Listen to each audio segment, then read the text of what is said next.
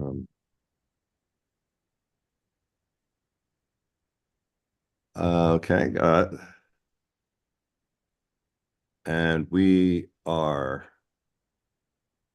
live. That's great. Um,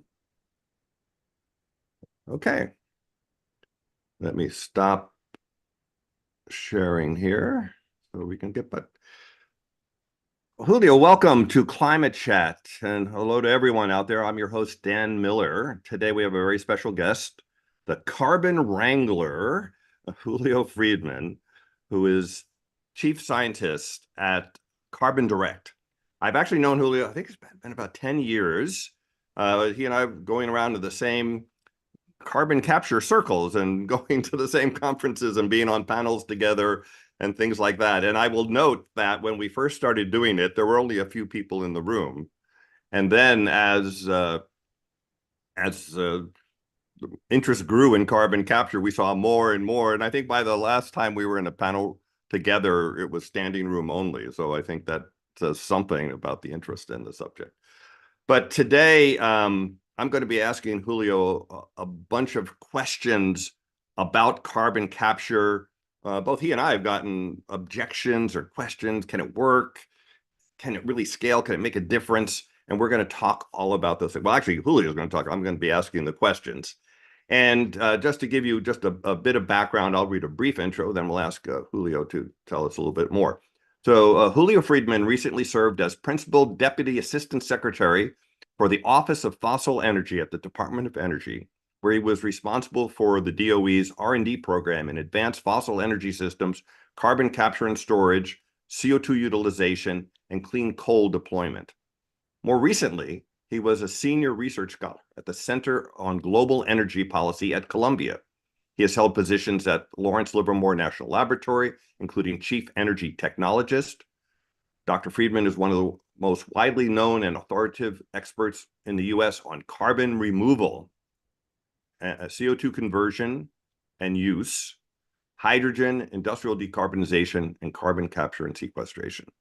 So, well, that's sort of your high-level background. Can you tell us a little bit how you came from, I think you originally were studying geology, and how you came to be the Carbon Wrangler, and tell us a little bit about how the name Carbon Wrangler came up. Happy to. And thank you again, Dan, for having me. Hello to everybody out there today. I have spent my whole career just trying to reduce emissions and remove emissions. The overwhelming majority of my time, that's been the job. That is absolutely what we do at Carbon Direct, but that is not how I started. Let's be clear. I got interested in climate in about 1994, towards the end of my PhD work. So it's been a long time. And in about 2002 is when I started working on carbon capture and storage. At the time, there was no utilization, there was no removal. It was just how do we keep the emissions out of the atmosphere? It was not a field, it was not an enterprise. But if you could do arithmetic, you could figure out it was going to be important for climate. And that has not changed. It remains important for climate. I started by working in technology development and deployment, using my geoscience skills as a way to get stuff up and running. And for a short period of time, I worked on every large project in the world. I am pleased to say that is no longer true. There's too many projects for me to work on every project in the world. I'm also pleased to say that when we were starting, the idea was entirely like this is going to be used for coal in the power sector. A lot of us, including me, were saying, no, that is not what carbon capture and storage is for. It is about reductions and removal in many kinds of things. As the United States has moved increasingly away from coal, those things we were saying back in the day turned out to be true, that we are now looking at it for biofuels, for CO2 removal, for heavy industry, for natural gas plants, kind of everything except for coal on power plants. A couple of other things I would say. One, I started my career at Lawrence Livermore really thinking about how do we get the technology up and rolling, because we don't have enough technology, we don't have enough knowledge. Fast forward at the end of my time at the Department of Energy, I realized that we had the technology. What we needed was market aligning policy. And if we didn't have market aligning policy, we weren't going to have markets, so nobody would do this.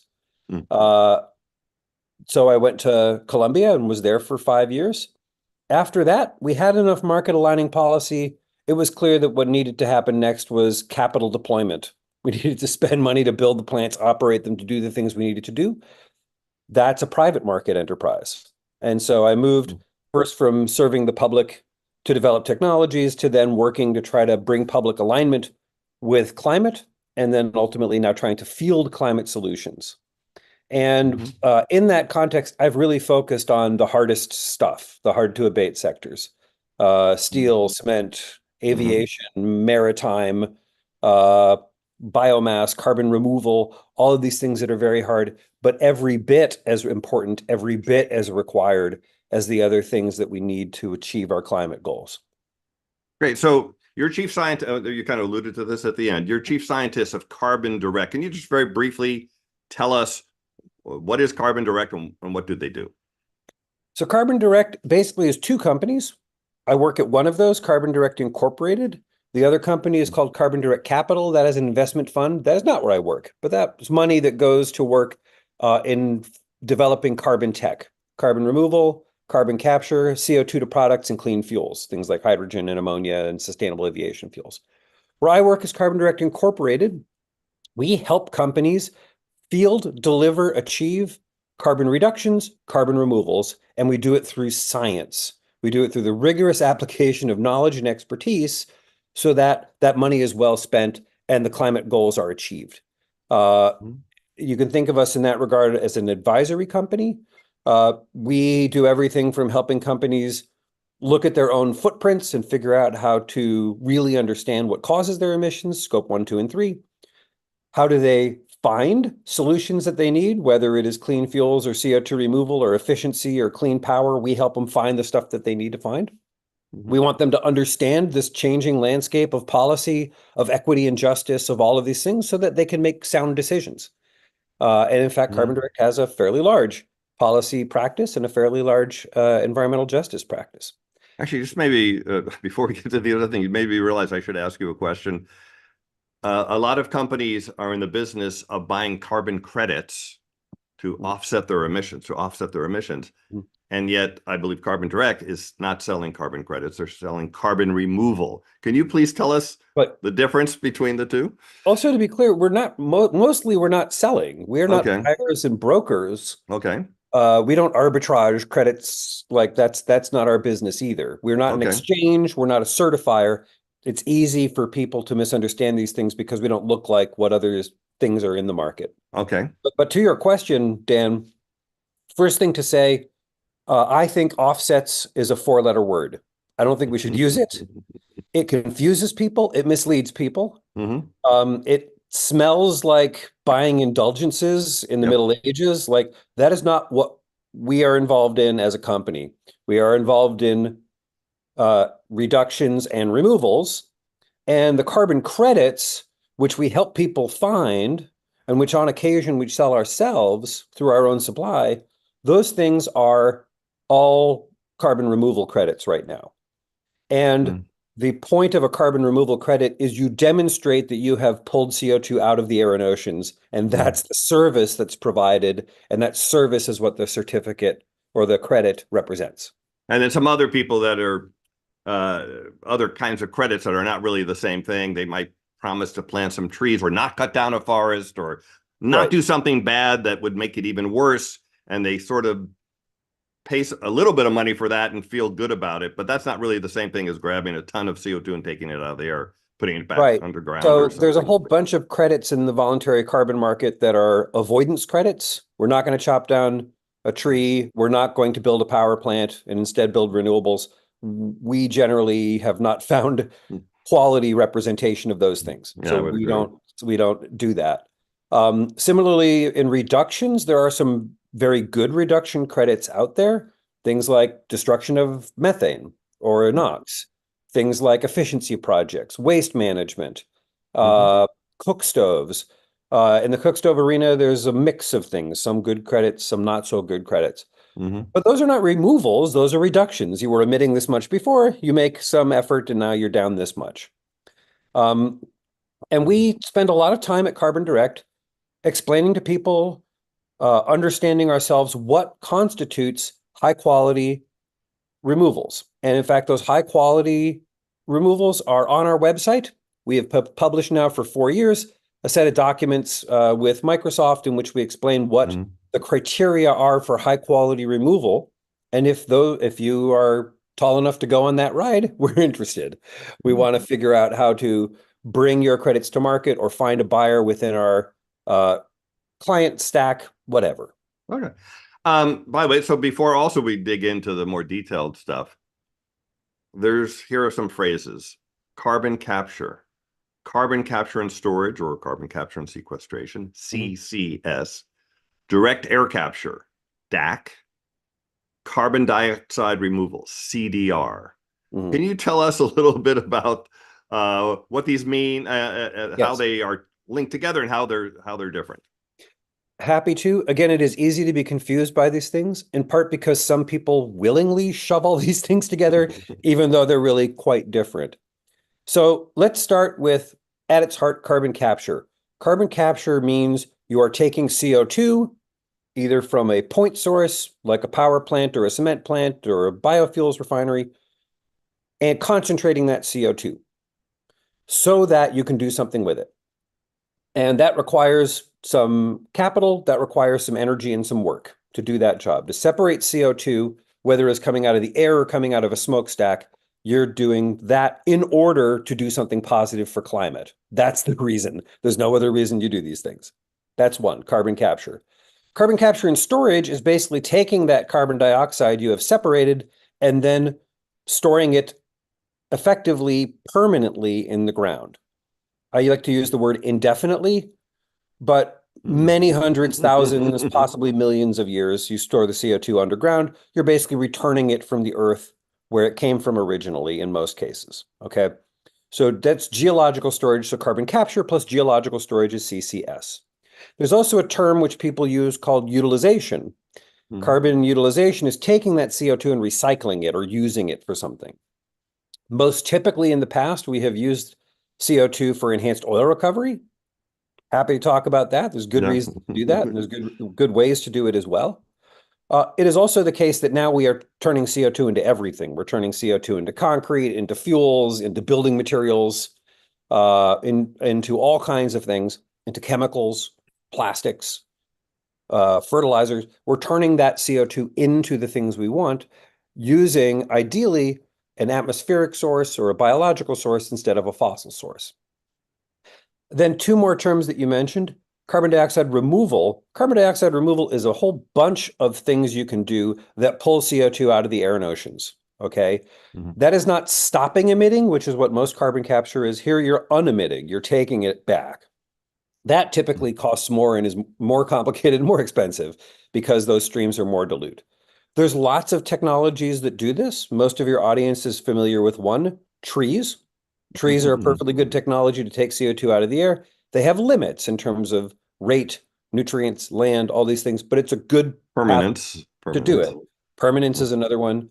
But there's good reasons to do that. There are other pathways as well, and you mentioned one. This is on the far other end of the spectrum, direct air capture.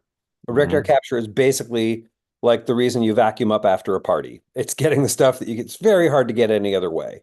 And it does take energy and it is pricey, but it does the job. If you need to get lots of CO2 out of the air and oceans, that's a good way to get lots of CO2 out of the air and oceans. And increasingly now there are dozens of companies that have technologies. There are a handful of companies that are offering these services at commercial scale. So it's not some pipe dream or some untested technology. It works just fine. We've been doing it for a long time. So, while I don't want to spend much time on this in this session because it's sort of the thing we cover all the time on climate chat. But in your own words, why do you think we need carbon capture? Arithmetic. Okay. It's very simple. And the clearest arithmetic has thankfully been brought to us all through net zero. The recognition that the scientific goal is net zero emissions everywhere forever. And you need to get there at some point, or else you don't stabilize climate. If you don't get to net zero, you're still emitting. So that's bad. On net, And yeah. and it's not about the flows to the atmosphere, it's about the stocks in the atmosphere. How much greenhouse gases in the atmosphere is the thing that matters for global warming. So you have to get to zero to stop adding to that stock. And if you do net zero, a couple of things are important. And you figure this out right away. One, there's only so fast and so big you can do certain things. Net zero will need a bunch of efficiency improvements, will need huge volumes of renewables, will need electric vehicles, will need nuclear power. It will need all of these things. We know that. It'll need green hydrogen. Yes. There is also a limit to how much of that you can do and how quickly you can do it. And some of this stuff costs a lot. In some markets, renewables are cheap. Great, let's put renewables there. For other kinds of things, renewables are hard or very expensive, right? And so in that case, you need a different solution. The second reason why you do carbon capture is because it's really the fastest, cheapest, best way to do it. The reason you do it is because it's the solution you can move to market most quickly. One example of this is cement plants. Cements represent 6% of global emissions. Cement emissions are equal to car emissions today. It is a huge set of emissions. Half of those emissions are just the recipe for making cement. Right. It's not about using fossil fuels. In fact, a lot of cement plants use waste and tires and all kinds of other things. But if you just make cement, it emits a lot of CO2 straight up. And we don't have any way to do that doesn't capture it. If you've built a blast furnace in the last 15 years, you're going to run that for another 25 years. The fastest, cheapest way to reduce those emissions is not to replace it with a brand new plant of some other kind that is still scaling up, that is hard and expensive. The best way to do it and the fastest way to do it and the cheapest way to do it is to just capture that carbon, right? There are some parts of the grid that are going to be hard. In the US, a lot of the grid's going to be renewables. That's awesome. And a lot of the grid will be hydro and nuclear. That's awesome. There are going to be some parts of the grid where it's just going to be hard. And if you want to get to zero, because zero is the math, then you're going to have to do some carbon capture on those things too. And then last but not least, residual emissions. This is the third part of the arithmetic. Residual emissions, we are learning, are emissions that you cannot get, period. There's simply no solution for them. An example of residual emissions is using fertilizer. When you use fertilizer, it emits greenhouse gases. You can make cleaner fertilizer, you can use less fertilizer, but it will always emit. Making solar panels emits. There are parts of the economy, there are things that we do that we have no solution for today. Maybe we will in the future, but if we got to get to net zero quickly, if we're on the clock for a 2050 timeline, then we have to start pulling CO2 out of the air and oceans, yesterday. And don't take my word for it. The Intergovernmental Panel on Climate Change has said in their most recent working group report, the summary for policymakers, the summary report, the working group 3 report, by 2030, we have to pull 1.6 billion tons of CO2 out of the air and oceans to make the arithmetic work. We are learning that every country has residual emissions between 15 and 25%. We are learning that many companies have residual emissions that look like 20 to 30%. That means you can't get those by building heat pumps, by switching out electricity. That's the stuff that's left over. So you have to do the CO2 removal in order to make the arithmetic for net zero work. Now, you mentioned net zero. Again, a subject we cover a lot here. I have a slightly different thing when I talk about the need for carbon capture, besides everything you said. I also say that there's already too much CO2 in the air. So for me, I look at carbon capture as a way to not only to get to net zero, but to get to net negative. So we start getting back to a safe climate. Any thoughts on that? So yes, first of all, I agree with you. Second of all, so does the community of global scientists. The IPCC report that I was mentioning before this, the summary report from AR6, said there's 3 reasons to do CO2 removal, and one of those is to restore climate. It is to ultimately remove the stock of greenhouse gases that are in the air and oceans. And that will, over the long haul, lead to deacidification of the oceans, restoration of ecosystems. There's a handful of things. To be clear, we have already reached the point that there will be some inevitable loss. We cannot Oh, undo all climate damages. But from a moral perspective, from an environmental perspective, we want to start restoring climate, and we need a huge enterprise doing CO2 removal to do exactly that. okay. So now, thank you. And now I'm going to start to ask you some questions as if, well, these are questions I've gotten a million times. I'm sure they're questions you've gotten a million times. These are people who are either against carbon capture for whatever reason, or they don't know and they've read things and they just say what's going on. So the first one is, and it's kind of a very basic one. There's a lot of people that say that uh, carbon capture is a scam. It doesn't work. Does carbon capture in an effective manner even exist today? Yes, and carbon capture works just fine, right? We have not traditionally deployed carbon capture for climate reasons. We've deployed it for other reasons, but we started deploying it in 1996 for climate. The first plant was built in Norway, the Sleipner plant. It has put 27 million tons of carbon dioxide underground. Zero of that has come back. Works just fine, right? And we now have 42, I think, operating facilities around the world. They capture about 40 million tons of carbon dioxide a year. It all goes down and it all stays down. That's the job.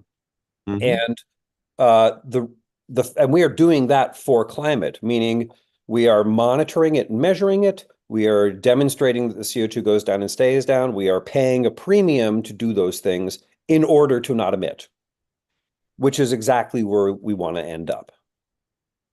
Some people say, ah, yes, but I looked at this particular plant and it's only capturing 25% of the plant's emission. I would pick a particular, I'm just kind of making up the number. This is the way the article would go. And so it's really a fraud. Can you address that issue of carbon capture only capturing a portion of a plant's total emissions? Sure. And happy to do this lots of ways. Let me take a moment, though, and say something like all climate solution pathways, carbon capture has its challenges. The fact that it has its challenges does not mean it's any less essential.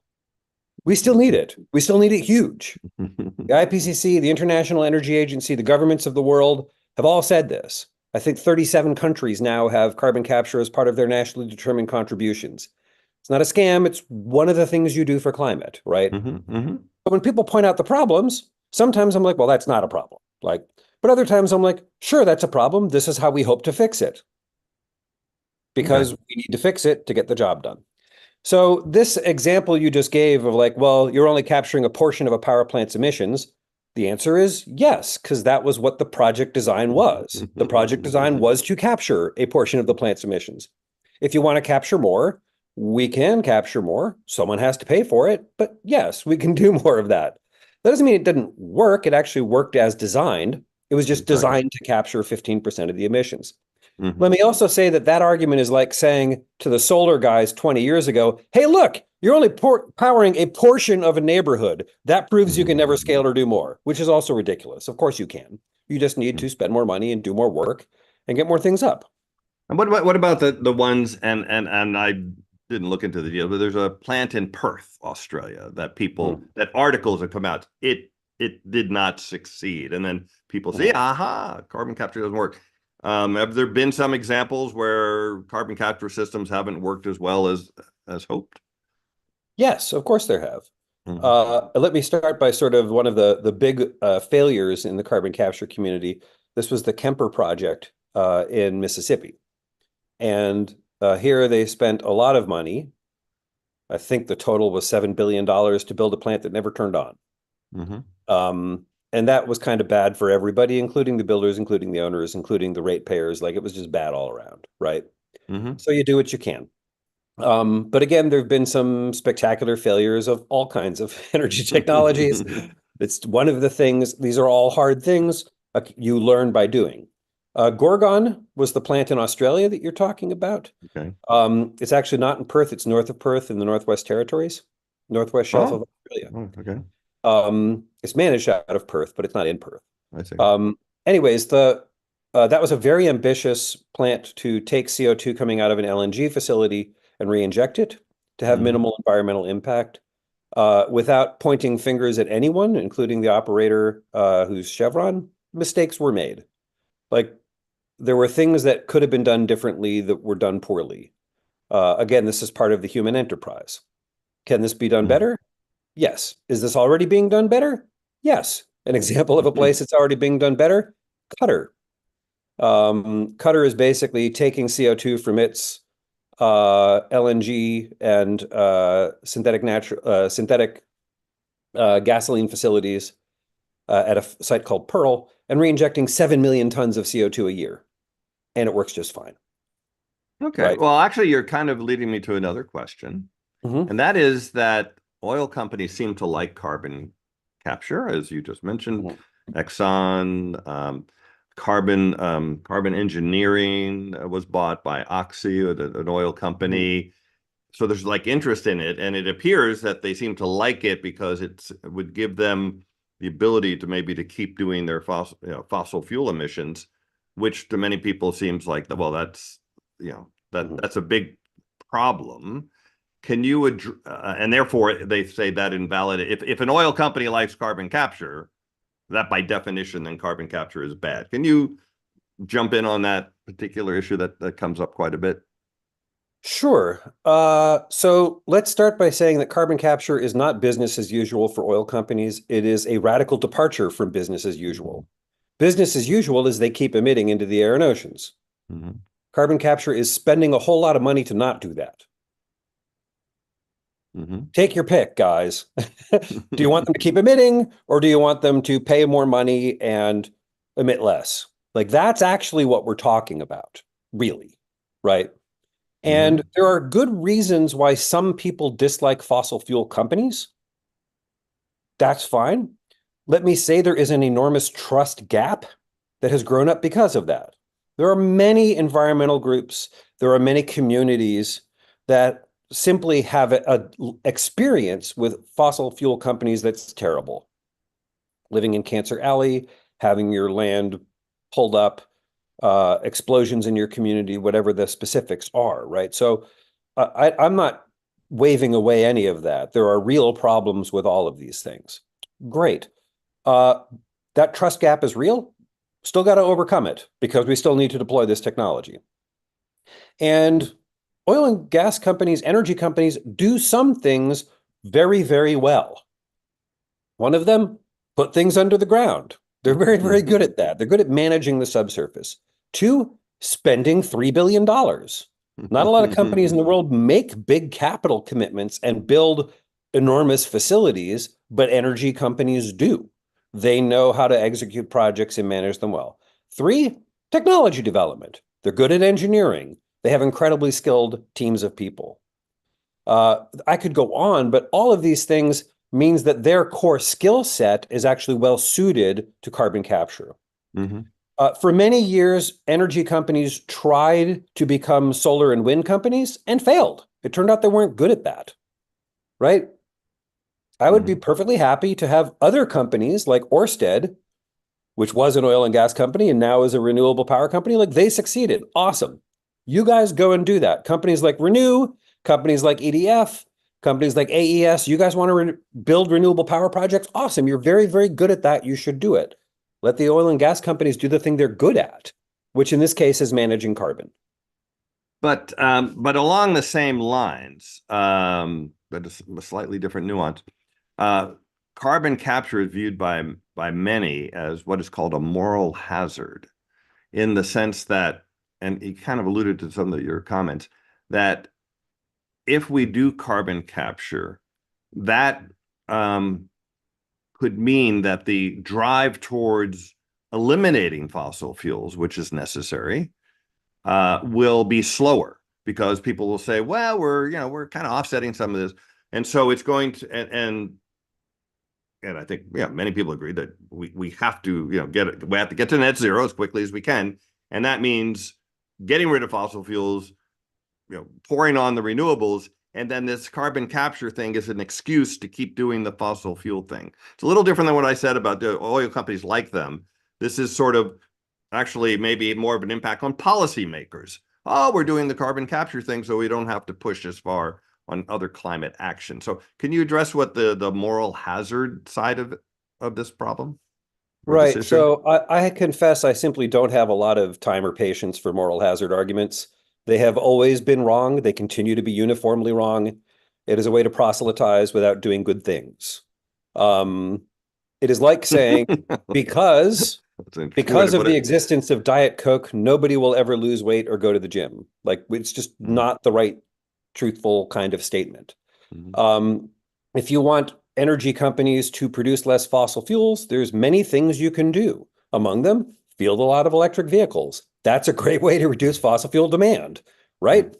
You want to not use petrochemicals? Use biochemicals, use e-fuels, use all these other things that we are starting to get a hand on, right? Mhm. Um, but we all know, and again, the science is pretty clear on this, to go from where we are today, 52 billion tons a year, to zero a year, there will be a lot of defossilization, right? We will use, Mhm. we will eventually basically stop using coal, except for very, very rare circumstances.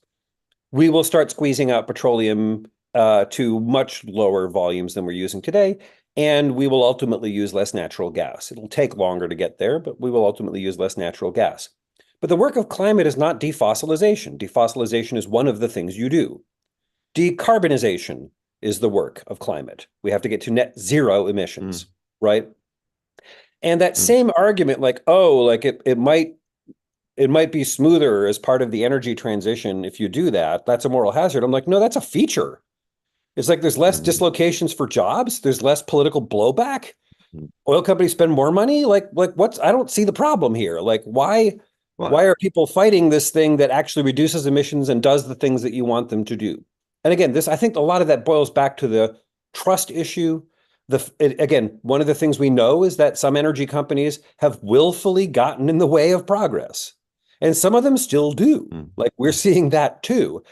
Carbon capture and storage is not like forgiving those other things. It is just reducing emissions. That's what it does. Okay. By the way, I put it anyway, I have sort of a comments on it like you do, but I think let's keep focused here.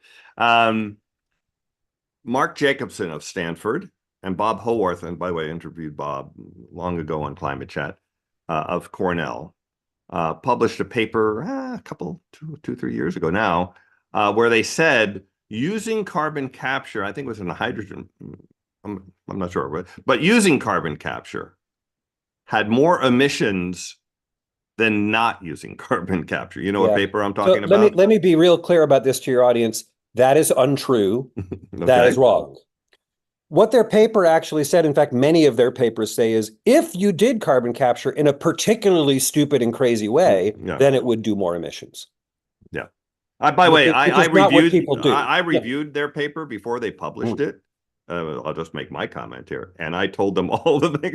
the things that were wrong with it. Right. So, They but made a I, few little changes here and there, and obviously they wanted to publish what they wanted to publish to damn the facts, and right.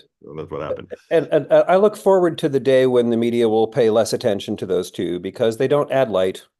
They don't. Well, actually, I like what Mark talks about when he talks about moving to renewables. I mean, I think that's a So positive thing. no, I don't like that either because Oh, he's really? Why wrong. is that? He's Really? constantly wrong. He's constantly being proven wrong, even in that domain, right? By people like Chris Clack and Ken Caldera and others, because he makes assumptions that don't make sense. Fine, Okay. Oh, you okay. know. And uh, I look forward to the day when uh, calm, reasonable people come in and say, we need to get the work done. How do we get the work done? There are lots of ways to field more renewable energy that would be super positive. We should do that. Okay. Declaring victory before we've done that is not useful. We need to actually do the work. Same thing, hating on CCS doesn't get more abatement. No. It doesn't. It doesn't deliver more reductions. It doesn't deliver more removals. It just confuses people. It is an No, and attempt to also be we righteous need it to without get being there. right. Yeah, to me, by the way, getting back to the moral hazard, to me, I just say, well, if you're claiming it's a moral hazard, then you are assuming that we will not take serious action to fight climate change. You're just saying can you pretty please reduce your emissions? And that's all you're ever going to do. You're never going to actually put a policy in place to do it. But once you do get serious about climate action, then you use all the tools you have to fight it. You don't just keep over in one area. But and in most markets, that will lead to substantial defossilization. Right. But Joe Rahm, I assume you know Joe. He was a guest almost a year ago. And his point was, here's the thing. Reducing emissions, in other words, switching fossil fuels to renewables as an example, is always far cheaper than using carbon capture. Therefore, for any until you get to net zero, or I mean, until you do the complete, everything you possibly can on emissions reduction, until that moment, you should not do, and maybe a little oversimplifying, but not much. Don't do any carbon capture, because it's whatever money you're going to spend, whatever the budget is, it will always do more emissions reduction through switching out fossil fuels than it will doing carbon capture. And this, we spent an hour talking about this. In theory, there's no difference between theory and practice, but in practice there is, right? So for starters, in most markets in the United States, Joe is basically correct if and only if you deploy the renewables. We now have, 12,000 projects that are in the interconnect queue that are not being deployed? Adding more money doesn't deploy those projects faster. Having a longer backlog does not deploy abatement, right? Second of all, even in the United States, that's not true in all electricity markets. It's just not. There are some markets, Minnesota, Ohio, North Dakota, Wyoming, I could go on, where it is not, Louisiana, where the renewable resources are not particularly good, where the duty cycles are different, and in those cases, it's not cheaper. And even groups like Lazard have begun to put forward... Not cheaper than adding carbon capture in those places? Depends on the thing. It depends on the site, depends on the geology, depends on the infrastructure, depends on the plant, depends on all these things. There are some circumstances where applying carbon capture will actually be cheaper, right? And we incentivize solar substantially. Investment tax credit for solar, production tax credit for wind, and we also incentivize carbon capture now substantially. 45Q at $85 a ton. Like, that's good. But, and then you have that subsidy. Yeah. Yeah, but in many parts of the country, the solar subsidy is $200 to $500 a ton. Like, we are subsidizing that at a ridiculous rate. Same thing for batteries. Batteries are being subsidized at like $1,000 to $3,000 a ton for some markets. Like, so by the way, we're subsidizing fossil fuels more than anything. We also subsidize fossil fuels, yeah, but the kind of argument that Joe Rahm is making is not a levelized playing field sensibility. And when you look at the levelized cost of carbon abatement, which I've done on many different approaches, even in the power sector, there are some times where it makes sense to do CCS on an existing plant because it's the fastest, cheapest option. The third thing I'll say about Joe's argument is he assumes that this is all about electricity. It's not. We have heavy industry and we can't electrify that stuff. And when we try, it triples the price. Green hydrogen in the United States is 8 times more expensive than gray hydrogen. 8 times more expensive because we have cheap natural gas and it's hard to do. And we don't have the transmission lines to build it out. We don't have the interconnects to build it out. We can't even handle data centers. And then people are like, oh, we're going to electrify everything with plants that haven't been built, with transmission that doesn't exist. I want to see all those things built. We need them, right? But I'm not as cavalier about the present as Joe Rahm seems to be. We need to get these things up. We are on the clock, right? I agree with that. And if you look at the incentive stacks and the levelized cost and the duty cycles and all these other things, there are some cases where it makes more sense to do carbon capture even on existing power plants. Yeah, and I also think that I question whether the assumption that there's this limited budget for saving civilization, I would like to you'd like to do all of them, but we only have this much money to do something, so let's spend it all here. Well, wait a second. If we need both, why don't we do both? Right. As much as both is needed. One of them is, what's the best use of the marginal dollar argument? That was the argument I was speaking to. Yeah, that's true. The zero-sum game mentality is completely wrong. Yeah, yeah, yeah. And in fact, But renewables, that is actually offered quite a bit, I think. it's offered quite a bit, but again, that doesn't match the numbers. Carbon capture has received 3% of the subsidy stack compared to the other kinds of clean energy. We're going to count on it to do 10 to 12% of the work. So we actually need to put more incentives into carbon capture. Also, a lot of the money that goes into renewables, things like transmission and batteries, is not counted on the cost of the project. It's counted some other way, right? So Mhm. I don't have a lot of time for these arguments. We need to grow the pie enormously and very quickly, right? We can't Mhm. do a zero-sum game world. We can't. Mhm. Um, Yeah. if we do, we've already lost. Yeah. Globally, today we are spending $1.7 trillion on clean energy. We are spending $1 trillion on conventional energy. That's great. That's a good ratio. 1.7 on clean energy, that's good. We need to spend 4 trillion on clean energy. We're off Mhm. a factor of 3, right? And Mhm.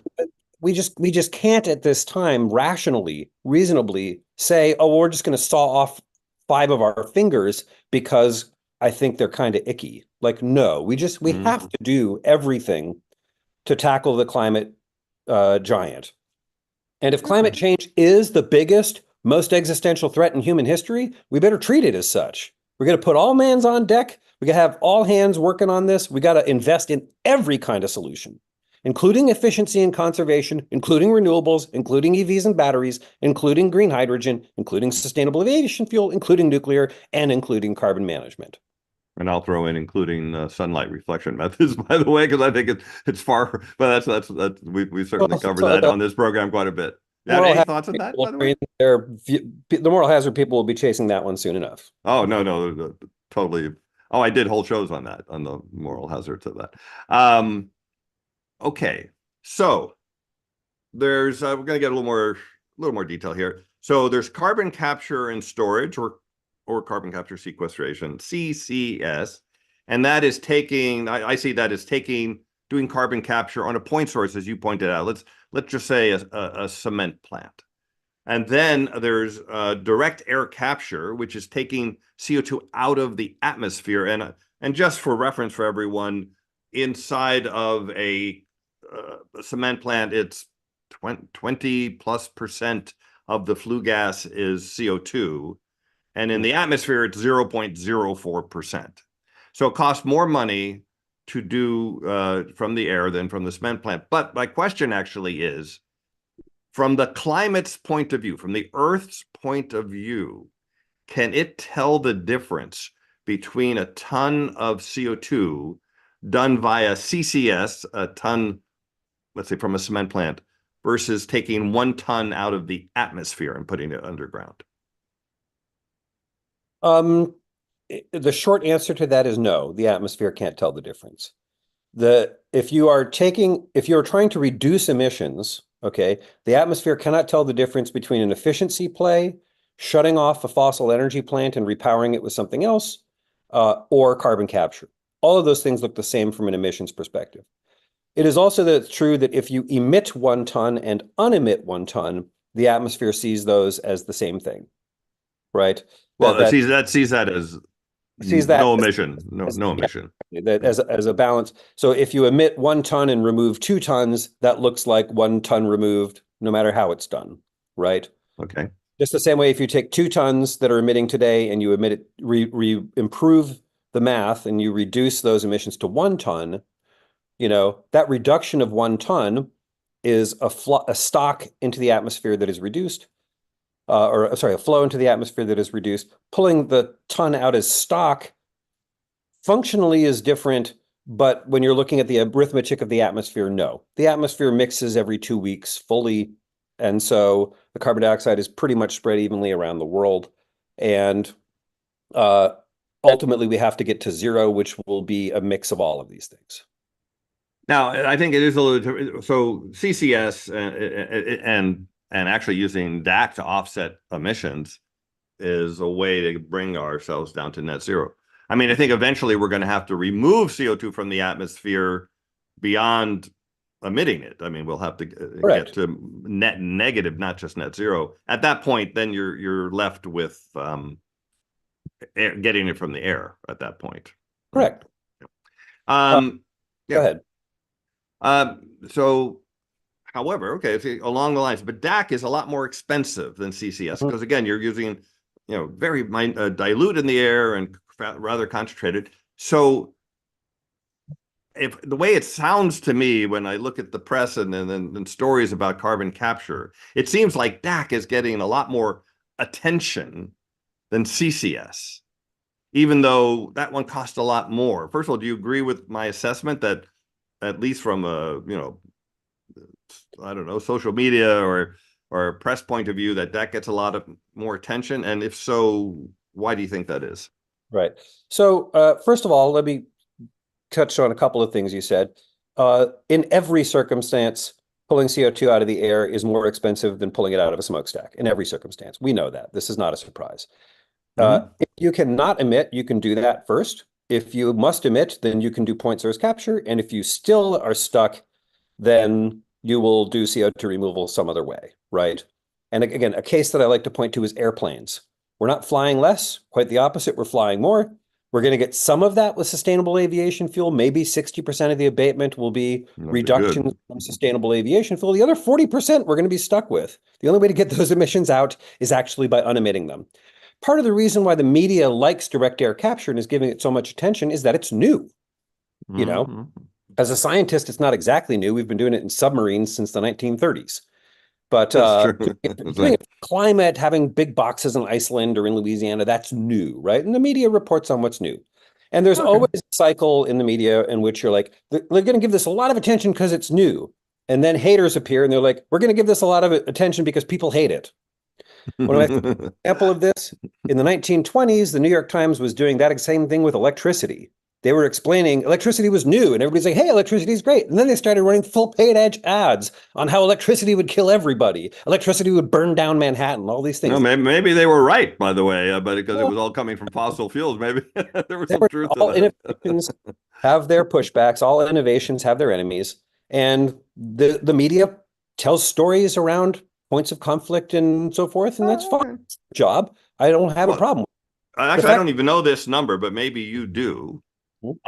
Today, do you have like a total number of tons removed using CCS versus DAC? Right. So using point source capture, uh, it's about 600 million tons we've captured and stored. Is that per year or is that cumulative? That's the cumulative emissions. Okay. Cumulative emissions about 600 million tons. So we're getting up to a gigaton. We should be there in a few years. That's good. Uh, from direct air capture, it is much less than 10,000 tons so far. Like it is Of total cumulative so far. cumulative emissions again. Yeah, and the Climeworks system in Iceland was like one of the first commercial systems, and that was 4,000 tons a year. So even if it works perfectly well, it's only been Okay. maybe a year, 2 years so far. Maybe. 4,000 tons a year nameplate. It turns out that they've been removing more like 3,000 tons because Okay. had issues. They just did the ribbon cutting on Mammoth. That's their new 36,000 ton a year plant. That started Tuesday, and so that's just getting going. But we're at a few thousand tons of direct air capture again. But the whole point is we're gonna get to megatons a year of that. Well, by the way, that leads to another question, which I think is a softball question for you here, but you see this a lot, and I can't remember somebody on Twitter was doing. If you do it in terms of a time machine, all of carbon capture is 3 seconds a year or something, some deal like that. That in other words, the idea that I think even if you threw in CCS versus emissions, the amount of carbon capture today is tiny, and therefore they say, therefore, carbon capture will never play a role in the future in any material way. I know it's kind of an obvious answer, but can maybe you address that because it does seem to come up quite a bit. Right. And it comes up from people like Vice President Gore and others. Does it Who, really? Did he say that? yeah, Okay. he makes that exact point. Hmm. Again, the whole point is we need to get to gigatons. This is the arithmetic of climate. This is what the global scientific community has said. I would say to those people, why do you hate science? Hmm. Why do you Oh no, hate I science? think they think When they say 3 seconds of I mean, I emissions, say it's like solar panels 30 years ago. I mean, it was not a very tiny. again, this is the point. It's not even that. So I different audiences need to hear different kinds of messages. For some audiences, I would say exactly what you just said. Solar 30 years ago was nowhere. We put 30 years of innovation, public policy, and $400 billion into it, and now we're in a different place. We need to with every climate solution. Because we need every climate solution, right? It's just going to take more time and more money. That's what I would say to some audiences. To other audiences, when they're like, it can never scale, I'm like, why do you hate science? Because that's not true. That's not what the climate science tells us, nor is that what the experience of the engineered world tells us. Are you an anti-vaxxer? Like, why are you saying this? Because it doesn't make any sense. And there's other people. I agree with you. I mean, yes, there are people, but there's obviously something else motivating them or something. But Well, let's try to be a little more specific, though, rather than the assume motivations for people. I really don't, because there's going to be a bunch of people who just don't understand what we're talking about. And for those right. people, I want to spend time and share some thoughts and ideas and explain things to This them so they program's about. understand it, right? Because none of this is easy. All of it's hard. Every aspect of what we're doing is hard in climate. There's nothing that's fast, cheap, easy, or inevitable. Nothing. And so we need to be patient with each other as well. We need to be generous with each other as well. Okay. Now let's take this, but let's be a little more maybe scientific, a little more specific. It gets a little bit back to the Jacobson thing, a little bit, but there are many people out there who say carbon capture requires a lot of energy to perform. And I guess there's two arguments here. One, there isn't enough available to do carbon capture at scale because we need that energy for renewables to get rid of fossil fuels. It's either that, or sometimes they say the energy causes more emissions or something than the carbon capture. So those are kind of two similar things, but slightly different. So I actually like to think about that argument in two rather different ways, right? One of the ways to think about it is the reflexive, like, no, that's simply not true argument. So let me make that first and then talk to the more nuanced, like sensible concern. Every day the Earth gets 163,000 terawatts of energy. We have plenty of energy. We're not going to run out of energy anytime soon. It is also the case that there is no hierarchy of abatement. There isn't. Any abatement you can get anywhere is worth doing as quickly as you can, right? If you select as a policy option to displace a fossil fuel first, then great. But that's not the work. The work is decarbonization, however you do it, speed, cost. So the idea that somehow energy can automatically be moved someplace to displace some other thing, like we don't have anything else to do that today. Like the closest thing that we have to it is stuff like in California, where we have a legislated loading order, where we say renewables will displace fossil on the grid. Like if you legislate those kinds of things, then yes, it's going to work. But we don't have that in the United States everywhere. We don't. We don't have an portfolio standard. Well, maybe someday we'll have. Maybe someday, yes, exactly. But again, that's a hypothetical argument, wishful thinking kind of stuff. Like if we had a completely different system, then perhaps that would be a thing to do. Separately, I want to go to a more substantive component of that argument. And I don't want to belittle it because there are places already where we're starting to see competition for resources, right? And as clean electrons come on the grid, there is a reasonable question to ask, how should we prioritize those, right? If you're asking it as a question, what's the best way to do that? Is that way what gets the maximum economic return? Is that what gives the biggest climate benefit? Is that what helps communities the best? Those are three different things. And the data center argument we're seeing right now helps clarify that point. Because computing companies, the iClouds of the world, they are trying very hard to procure green electricity. They're finding that there's not enough supply.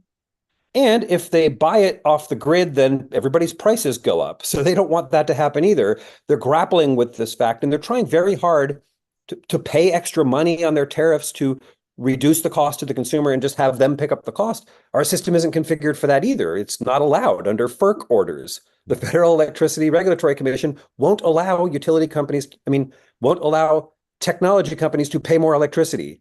Like To pay that's more not for electricity. today. Yeah. So we have to change those laws. As we start putting more demands on the grid for fleet vehicle electrification, for green hydrogen, for carbon capture, for CO2 removal, for heat pumps, for electrical steam boilers, as we start growing those demands, there is a real question about which of those you should prioritize. We haven't sorted that out yet, right? And we need to start thinking about that seriously. If we had 2x the green electricity we have today, I wouldn't care as much. But it is reasonable to ask, wait a second, shouldn't we actually use these marginal electrons somewhere else? We don't have laws that do that. We don't have money that does that. But that's, I think, a fair question to ask. To assert that it's the wrong way to use the money doesn't make sense to me. To assert that it's the wrong way to use the electricity doesn't make sense to me.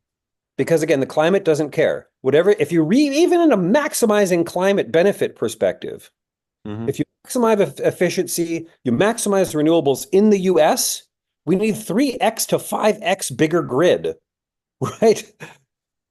And even then, we're still doing carbon capture to make the math work. So I like these things are sort of axes of contention that don't bear relevance to today.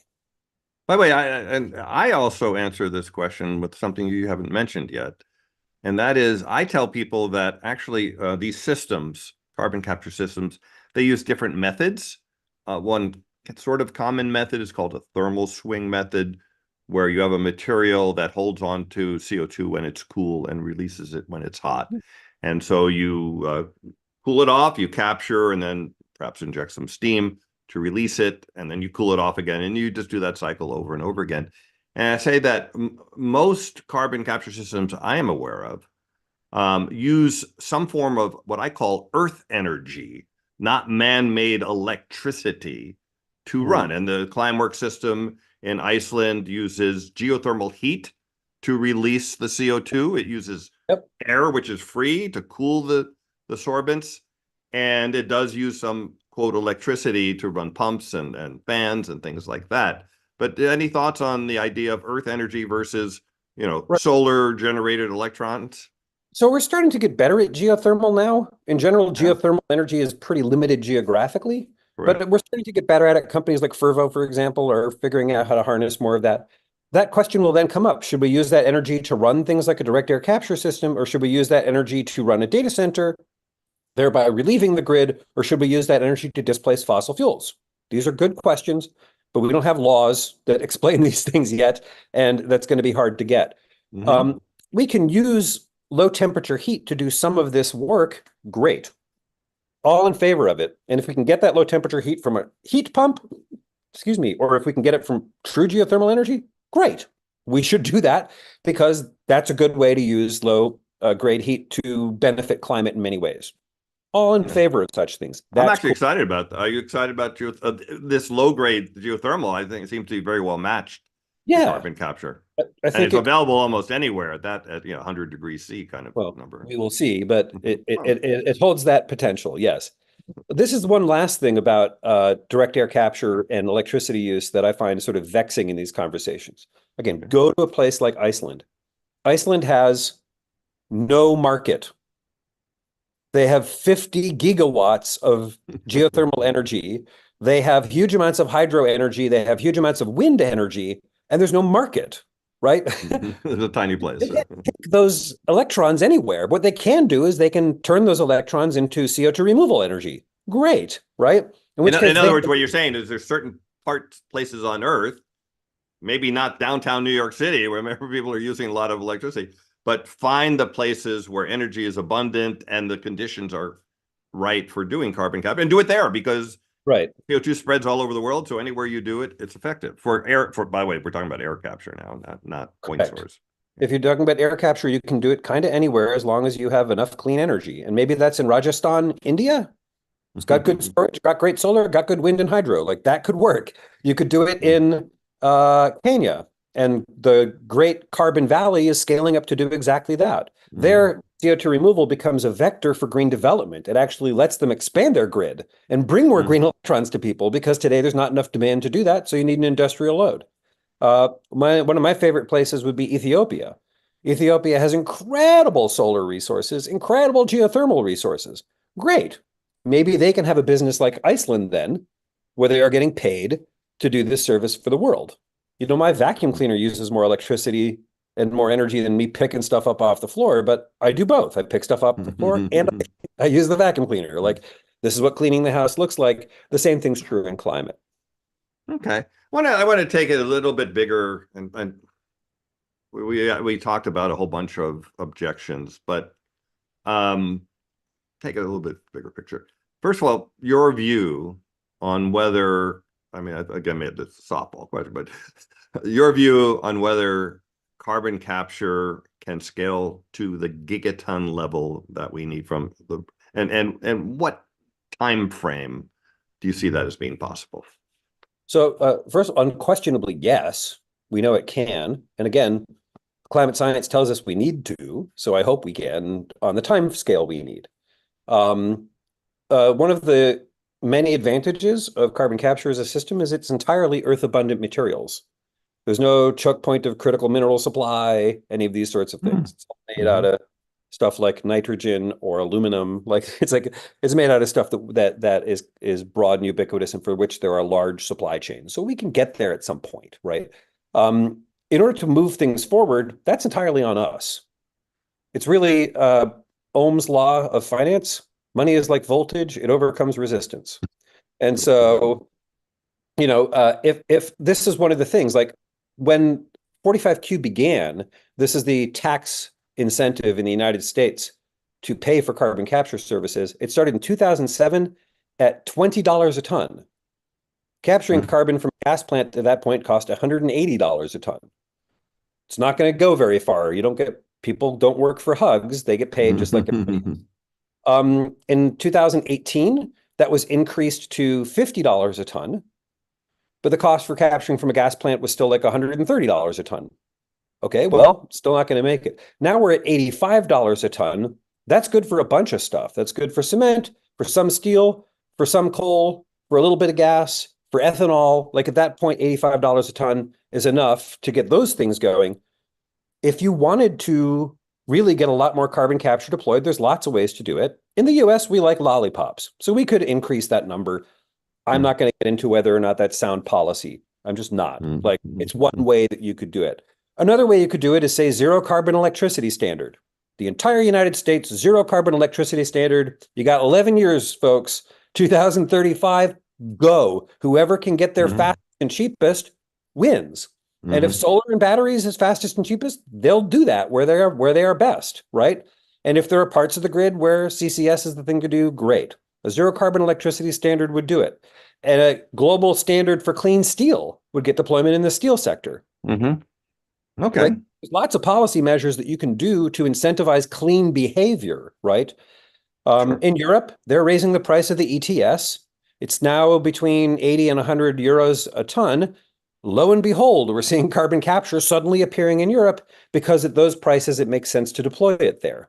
And it's not because they hate solar and wind. They don't. They have lots of solar and wind. They have lots of renewables. They have lots of batteries. They have lots of EVs, and they have lots of hydropower, and they have lots of nuclear.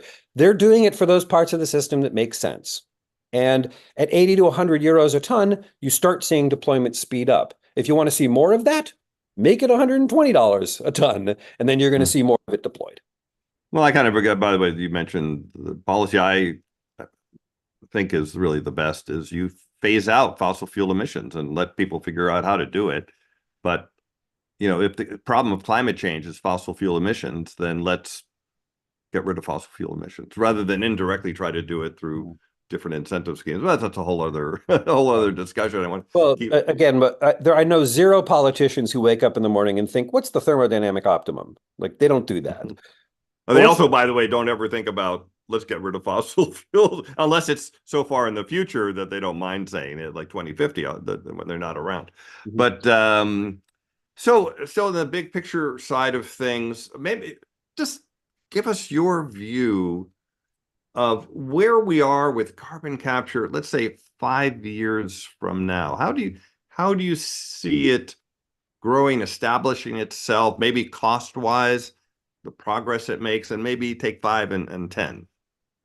Right. So, first of all, again, just fundamentals to get to net zero, we need every climate solution working super fast and super hard, right? And one of the things that carbon capture is doing now is it's taking a playbook from the other things that have succeeded. So it's taking a playbook from solar and from wind and from batteries and saying, we're going to do the same thing those guys done to reduce cost to speed deployment. And we're starting to see that happening, right? In the next 5 years, we're going to see, I think, a couple of things in the US and a couple of things around the world in this. In the United States, we're going to start seeing more plants. We're going to build pipelines, we're going to build facilities, and then people will go, oh, that's what you meant. I thought you meant something else. Like right now, it's easy to hate something that doesn't quite exist, but if it's running and if it's safe and it reduces pollution, which it does, then everyone goes, oh, this wasn't as bad as I thought it was. Maybe we could do more. A lot of the next 5 years is really going to be about community engagement. And I sincerely hope anybody who is thinking about a carbon capture project at any scale, in any context, has already engaged their communities, is planning to do that for real, because communities should not carry an unfair burden. They should get the benefits of projects where they are. So that's the next 5 years. I think we're going to see a lot of this kind of thing happening. But and in part, as we hit choke points on supply chains for solar, on transmission build out, on the operations of ports, all of these sorts of things, carbon capture is going to start gaining more traction. In other countries, that's already happened. The United Arab Emirates is deploying. Saudi Arabia is deploying. The European Union is deploying. The UK is about to deploy. China is deploying. There's 3 large CCS projects in China, and there's 11 more in progress of Are those like coal plants or it's what a mix kind of mostly they're chemical plants. chemical plants? China, Okay. they use coal as a So chemical industrial plants, yeah. industrial sector, yes, but it's coal to chemicals with capture. But there is one large coal plant, power plant, 1,000 megawatt power plant, where that is operating now. And they have 11 that'll come on in the next 5 years or so, right? So we're going to see this kind of thing happening, right? And that will be good because we will learn, we will reduce costs, we will gain understanding, and we can start making better plans. We can start making better policies. We can start making better technologies at that point. In the 10-year period, that's really sort of 2035. I think we're going to see globally like a 5x increase by then. We're going to go from like today's, 60 million tons a year to like 300 or 400 million tons a year. In what time frame for that? So that's like the 10-year time frame. Okay. It takes a long time for these things to be built. From a sheet of paper, it takes 7 to 10 years to build one facility. So the ones that are going to get deployed are the ones that are being, scoped, where they're facing final investment decision, where they're in construction. Like those things are all going on. But we're going to need a whole lot more of those. If we're going to get those kinds of volumes globally, we're going to have to start doing those things in the next couple of years. We're going to have all of these companies say, yes, I want to take it on the chin. I want to try something ambitious. I want to get 5 million tons a year of abatement from this one site. And then they will work and build these things. But I think by 2035, we're probably going to have on the order of, 5 to 8x growth. So 300 million to maybe 400 million tons. To be clear, that is not enough. We need more than that. But I want to see the knee in the curve. I want to see more of these things getting deployed so we can get the same learnings again that we got from solar, that we got from batteries, that we got from wind. Okay. Before we switch over to the audience questions and our co-mod questions, is there an objection to carbon capture that you get all the time that I missed, or a pet one that you just hear that we didn't talk about today? Or yeah, so there's 2 pet objections that I want to voice, and then here's my response to them, just mine. Okay. One of them is this requires pipelines. Pipelines suck. Oh, okay. I mean, in this case, to be clear, CO2 pipelines. Dioxide. Yes, exactly. And the fact is that there are already 5,000 miles of CO2 pipelines in the country today. They work fine. I want to make sure that people hear me say this in your show. There was in 2011 a rather awful pipeline rupture in Satorsha, Mississippi. And that pipeline was also carrying hydrogen sulfide in it. And so there was some really terrible health effects in that communities. The company that was operating that pipeline had not put in a lot of safety valves. There was no monitoring system. They hadn't trained first responders. There were a lot of things that were done wrong there, right? So when people point to Satorsha and say, that was terrible, I say, yes, that's terrible. Now we know how to do it better. So we can do it better.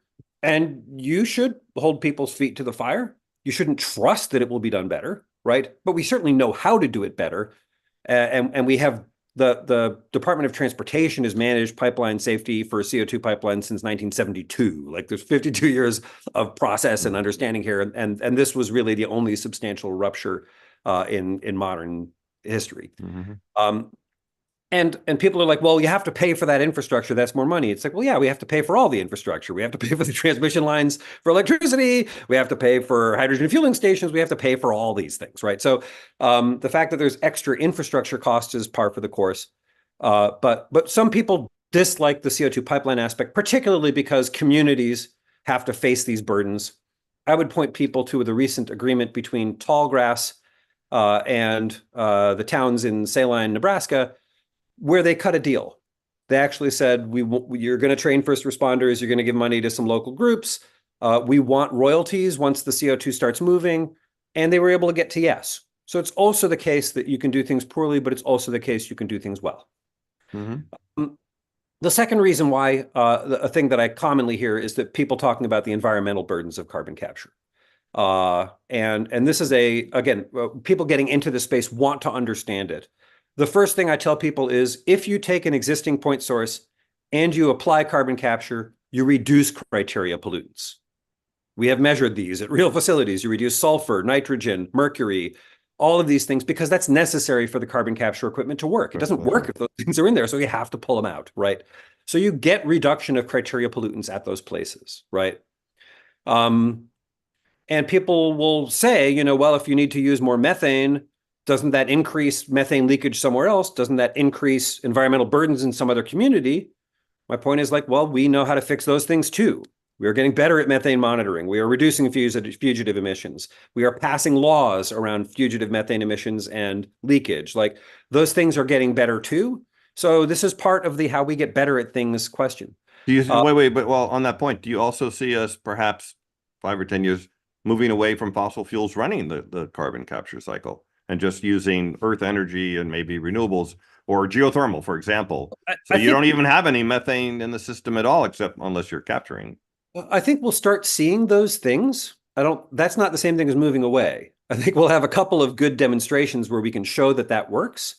But that will also be at a time when there's a whole bunch of plants that are still using the fossil fuels to run, right? So if you look at 2050, I think that's kind of where the state would be. And let me be clear, by 2070, most of the fossil plants will be shut down and most of the carbon capture systems will be shut down with them.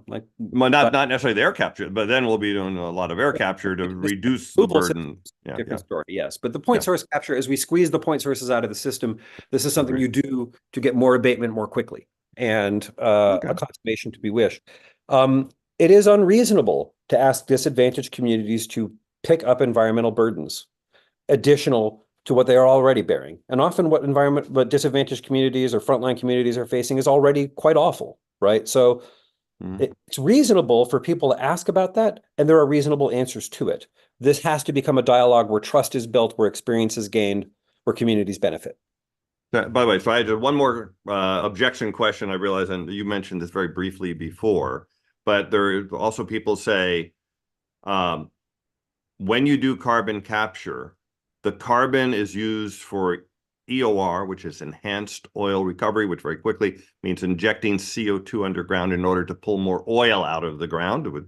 And therefore, it's a bad thing to do because, and the implication in these writings is that all carbon capture is, or I guess what they say, up till now, most carbon capture was used for EOR. And since EOR is more fossil fuels, it's all bad. Can you quickly address that one as well? Until 2022, EOR was the only way you could get paid. True.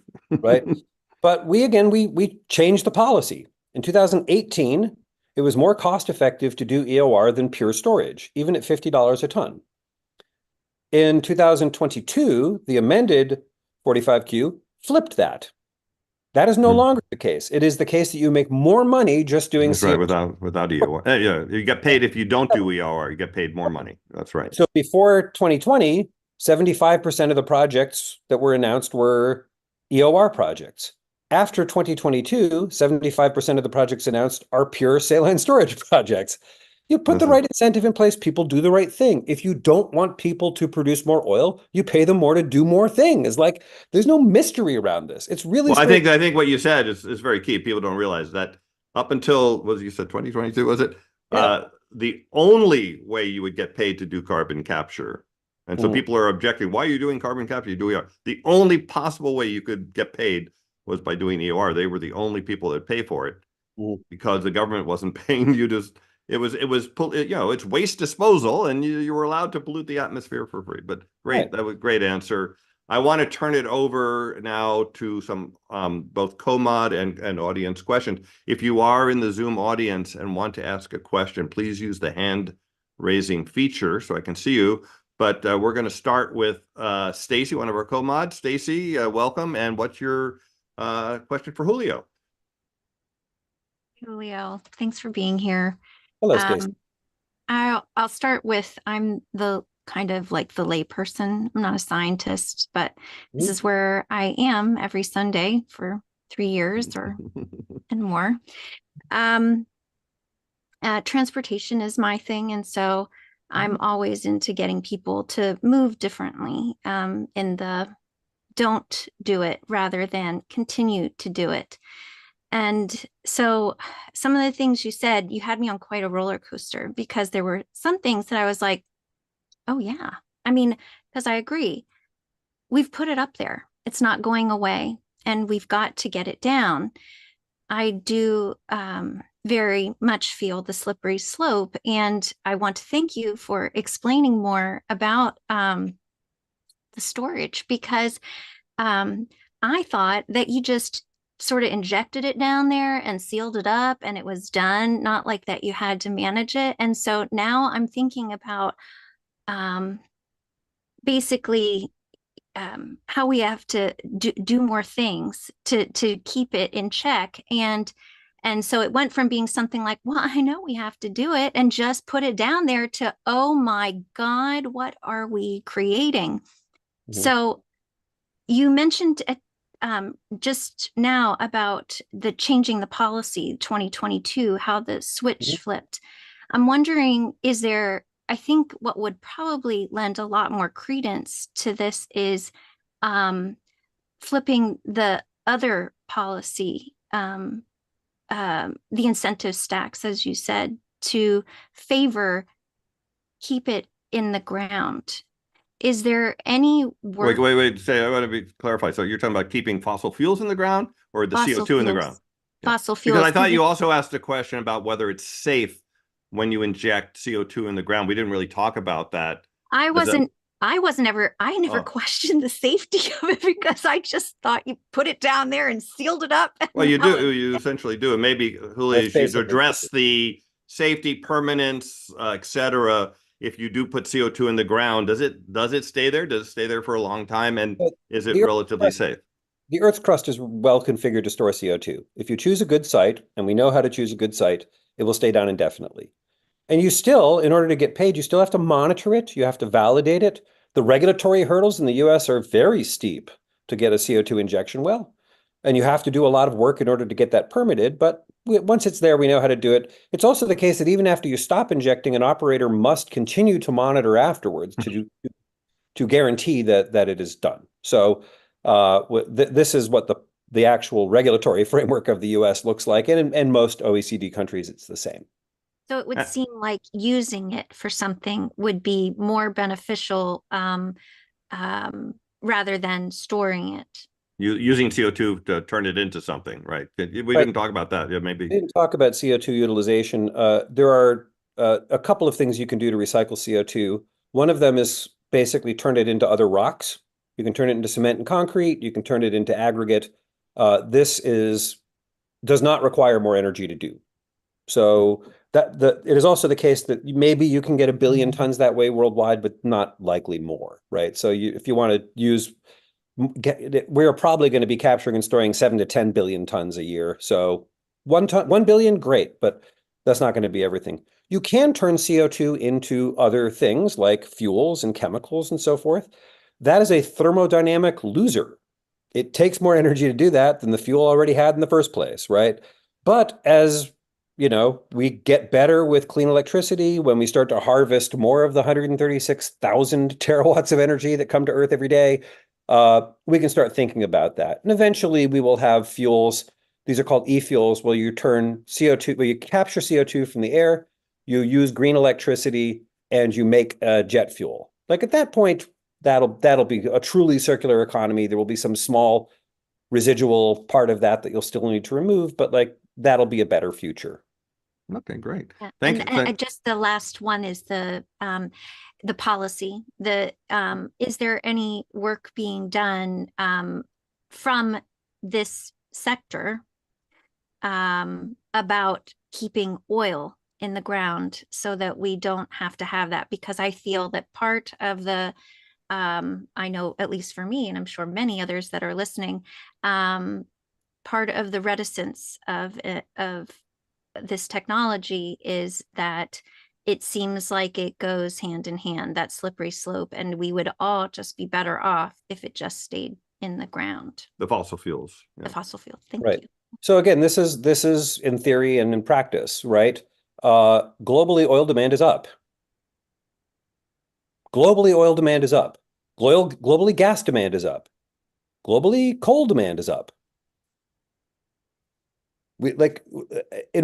China exists, Russia exists, India exists, right? And this is a global problem, right? So you need solutions that work in many, many places. Even a country like China that is unquestionably the world's foremost leader on electric vehicles in terms of building them, getting the battery stacks, electrification and green rollout, like they are building huge amounts of solar and wind, and they're building the interconnects to bring those into cities. Like they are doing all of those things and their oil demand is still going up, right? And then you go to a place like Kenya and they're like, we don't have any of these things. Could we please have some electricity? Could we please have some transportation, right? We have to look in a world where the idea of like banning stuff is not actually working anywhere. It's just not. The idea of But even just in the U.S., who is the the largest US offender of, we're the largest oil producer, the largest oil consumer, and we have put up more carbon in the atmosphere than 175 other nations combined. Yeah, I know this. And that means that we have an outsized responsibility to do more. And are we changing the policy stack? Is Carbon Direct, are the players in this field doing anything to change the policy and the incentive stack so that we don't have to deal with this in the first place? Right. So, again, people are acting like nothing has happened in the past 5 years. We have the bipartisan infrastructure law. We have the CHIP Act. We have the IRA, right? These are new laws which have radically shifted the incentive stack for things, right? We also have the methane rule. We also have the change on fees in public lands. We have executive orders to stop, to change the royalty structure. And like we're doing all of these things, right? And once you start these things, you can amend them. You can make them better. There are certainly many people working on this, right? But we don't have the charging infrastructure yet. We don't have the battery production yet. There are lots of things we don't have yet, right? We have to be doing all these things all at once, right? And I firmly believe that the United States will round the corner very soon on peak oil, and we will start reducing those, right? And it'll be through a combination of technology and policy and markets, all of those things pulling together in the same direction, right? Okay. But that's, again, for passenger use vehicles, maybe, but for long haul trucks, no. We don't have anything for long haul trucks. I think we're going to, but that's a whole other thing. Yeah, thanks, Stacey. Trains. Thank you. We have to finish up here soon because it's Mother's Day and I have to go visit my mom soon. So let's move to Eli. Eli, do you have a question for Julio? So yeah, comment, statements, question. Quick comment. So Jim Tour at Rice University has a process for zapping waste plastic and turning it into a CO2 sorbent that releases the CO2 at about 70 or 80 Celsius. So Cool. you mentioned that that would be interesting to you. So there you are. Thank you. Now, this statement, we're going to see over the next year whether we have more amplifying feedbacks than projected. So this is that, and amplifying feedbacks in general being not well captured in climate modeling are why I consider like net zero to be kind of a crippleware goal, and we just have to go as far and as fast as we can to ensure that we have the climate that our civilization grew and flourished in, rather than something that's much more difficult and unpleasant to deal with. Now, Good question. yeah, regarding the market structures that you described, it seems that most of your focus has been on the capacity limits of deploying and scaling carbon dioxide capture economically. I'm wondering, from your perspective, if those were reduced. In other words, our capacity increased at a faster rate. Do you see there being elasticity of demand to go beyond the 10 gigatons you described as being captured every year? So this we're going to have to see. It cuts both ways, and I think it's true both ways. So, for example, if it turns out that we are able to deploy renewables faster because we get permitting right and infrastructure right and supply chains right, then we may have less carbon capture on the grid. Great. It is also the opposite is true. If it turns out that those things are harder than we thought, if we don't get the policies in place, if we don't build the infrastructure, if we don't get the supply chains right, it'll be harder for us to deploy the renewables. Then we will need more carbon capture. Because it's about the arithmetic of climate. It's about getting to zero. So if, in fact, one of the things that I find, I have to remind people, with the IPCC, the numbers for carbon capture, whether it's point source capture or CO2 removal, are what happens when everything else works. That is when we deploy huge, heroic amounts of renewables and green hydrogen and nuclear and all these other things. The residua is what these technologies for carbon management do. And if we are not on track for those, we will have to do more carbon capture and more carbon management to hit the same target. But even if we got everything else brilliantly, we will still need huge amounts of this. It's just all hands on deck. It's simple math. I think we're going to have to get way below net zero, by the way. We've got a whole discussion on that sometime. I think that's Philip. Wait, Philip, hold on one second. I got to turn on the things here. Philip, welcome to Climate Chat. And what's your question for Julio? Oh, I just thank you very much, Dan, and thanks, Julio, for a really interesting conversation. One comment and a question.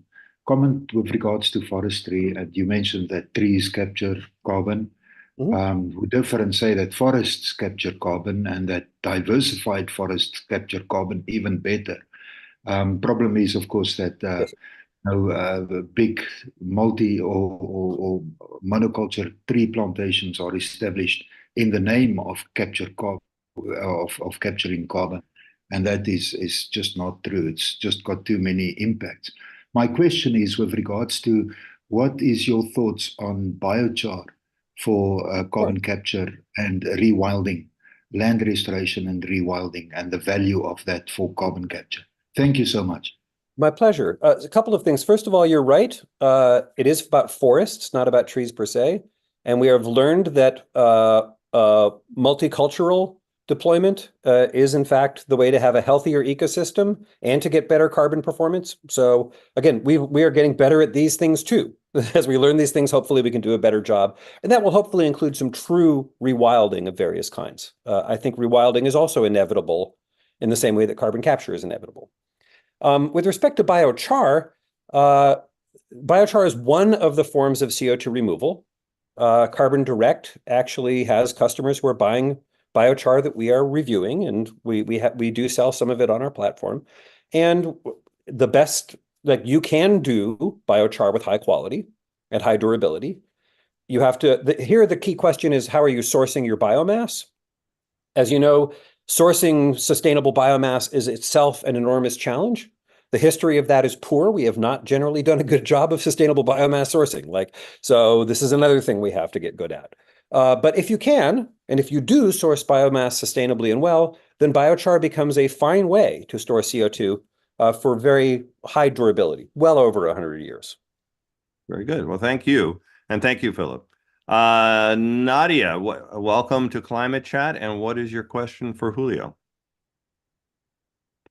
Oh, there you go. Hi. Hello. So you're on there, Nadia. What's your question? Sorry. Yes, I was looking to find out what the plan is for siting the sequestration formations, because a lot of times are already perforated for the extraction of oil and gas, and they also have something of a not being necessarily convenient for either setting up new facilities or even transporting things out to them, because of course, gas is a lot harder to keep from leaking out of the pipelines and liquids. Go ahead. Yeah. So actually the pipelines don't leak. They don't. They occasionally fail, but the CO2 pipelines don't leak a lot of CO2. That is simply the way that the Department of Transportation has made them and the way that the operators operate them. With respect to injecting into storage sites, you raise a good point. There's basically two kinds of storage sites. Greenfield, where you're going to a new place. The Illinois Basin is a good example of that, where you're largely injecting into an area where there's very few wells. If any, there's no deep wells. And so here, the disadvantage is you're learning about the geology, but the advantage is there's no wells. So the leakage risk from that is low. If you're going into a place that has a lot of wells, like say Louisiana, you have to be very careful about that. Generally, what you want to do is you want to inject well below the other wells. So if most of the wells go down to say 3,000 feet, you want to inject down to 6,000 feet. You also need a full measure of where there are existing wells. The best operators already recomplete those wells. They plug and complete them so they don't leak. And then you got to monitor them to make sure they don't leak. It's just straightforward work. It's a management task, and we know how to do it because we've done these things well. And the regulations are set up to make sure that operators manage it well. If you are a community next to one of these things, you'll still have questions. And it's incumbent upon all of us to take those questions seriously and do our best to answer them and address them. Transparency, data sharing, monitoring, all of these things are part of that task set. With respect to getting the CO2 to a storage site, you are correct. About half of the United States is pretty well set up to store CO2. About half of it isn't, right? And those facilities don't all overlap. That's why we have 5,000 miles of CO2 pipelines. To get a lot of CO2 storage, we will probably need another 30,000 miles of those pipelines, maybe as much as 60,000 as sort of an upper limit. But to compare that, we have over 1 million miles of natural gas pipelines. What we're talking about here is a relatively small increment that we will have to add. And those have to be paid for, and they have to be operated well. There are some other options. We can put CO2 on barges. We can put CO2 on tube trucks. We can put CO2 on other kinds of transportation networks. That and ultimately costs more, is more of a public nuisance, is slower. Like pipelines are actually the better option for these things. And we need to permit those. And again, one of the things I like to tell people, if you are serious about climate, then you are pro CO2 pipeline. A CO2 pipeline is not like, Keystone. It's not like a new ethylene pipeline or something. You are building these things in order to reduce emissions. And they have no energy in them. They don't explode. They can't explode because CO2 has no energy in it. So it's a different risk profile. But the Use It Act, which was part of the bipartisan infrastructure law, has a lot of points on this. And the Department of Transportation is in fact revising their CO2 pipeline operating requirements because they expect to be doing more of these things. I really have just another minute or two. No, that's it. Thank you. Okay. And thank you, Nadia. Julio, thank you so much. We've covered a wide range of things. I think anyone who watches this program in total is going to learn a lot about carbon capture, about the issues and some of the things that are said about it that maybe aren't even true, and how important it is. And thank you so much for spending the time today. It was great. As always, I learned a little something along the way on this as well. And thanks for the work you're doing. Keep it up. And you're welcome back anytime if you have some exciting news to share with us or anything like that. That's very but before I go, the Carbon Wrangler, when did you come up with that? So yeah, we never did talk about that. Very quickly, first of all, that's on my blog. If you go to LinkedIn, find a blog called The Secret Origin of Carbon Wrangler. It's all explained there. Okay, I can add that. I don't have it in there now. I'll add it to the description. Thank you so much. Thanks to everyone. Thanks for coming to Climate Chat. I didn't say, but please subscribe. Please like the video so more people see it. You can follow me on Twitter for upcoming programs at Dan Miller 999, and Julio's at Carbon Wrangler, so you can follow him there. Thanks everyone for coming, and we will see you next time. Bye-bye.